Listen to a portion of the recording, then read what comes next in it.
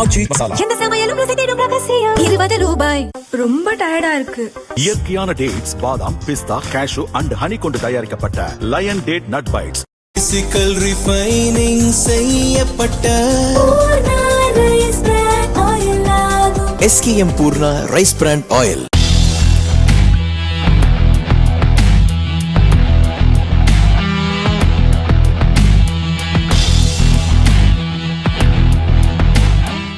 Britain India இணைந்து பொருளாதார கட்டமைப்பை உருவாக்கும் புதிய சகாப்தம் தொடங்கப் போகிறது என ஆயத்த ஆடை ஏற்றுமதி மேம்பாட்டு கவுன்சில் தலைவர் சக்திவேல் நம்பிக்கை தெரிவித்துள்ளார்.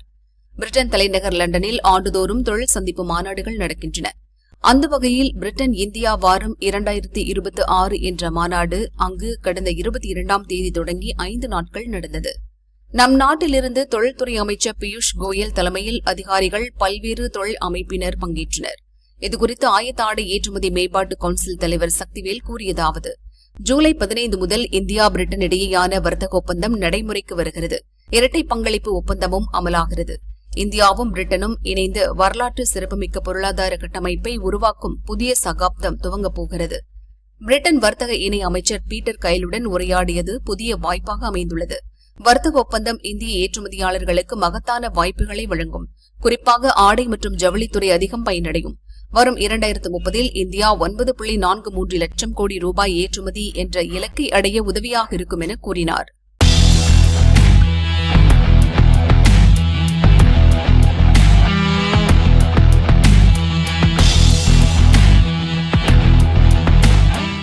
பயன்படுத்தப்பட்ட அலுமினியம், ஸ்டீல் உள்ளிட்ட உலோக கழிவுகளை ஏற்றுமதி செய்வதற்கு ஐரோப்பிய யூனியன் கட்டுப்பாடுகளை விதித்துள்ளது.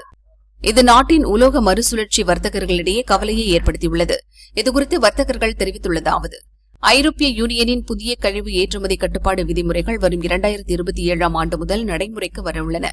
அதன்படி முதல் தர உலோக கழிவுகளை ஏற்றுமதி செய்ய 15% வரியை விதிக்க திட்டமிட்டுள்ளது. உள்நாட்டில் உலோக கழிவை பெற வாகன உலோக கழிவு கொள்கையை சிறப்பாக செயல்படுத்த வேண்டும் என கூறினர். உலோக கழிவுகள் இறக்குமதி நிலவரம்: ஸ்டீல் இறக்குமதி 90 லட்சம் டன், அலுமினியம், காப்பர் 40 லட்சம் டன், காகித கழிவுகள் 15 லட்சம் டன், அலுமினிய இறக்குமதி மட்டுமே 85%. 2024இல் 2,96,000 டன் அலுமினிய கழிவுகள் ஐரோப்பிய யூனியனிலிருந்து இறக்குமதி செய்யப்பட்ட நிலையில் புதிய விதிமுறையால் இறக்குமதி 30% பாதிக்கும்.